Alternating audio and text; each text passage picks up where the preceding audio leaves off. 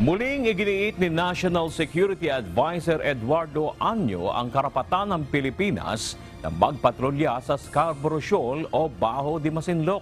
Ginawa ng NSC ang pahayag kasunod ng bagong akusasyon ng China hinggil sa umano'y iligal na pagpasok ng barko ng Pilipinas sa pinagtatalunang teritoryo sa West Philippine Sea. Ayon kay Año, pinalalala lamang at lalo pang nag-uudyok ng tensyon ng China laban sa Pilipinas. Sa pahayag ng National Security Council, muling iginiit nito ang karapatan ng ating bansa na magpatrolya sa West Philippine Sea, kabilang na ang Baho de Masinloc dahil bahagi ito ng ating exclusive economic zone.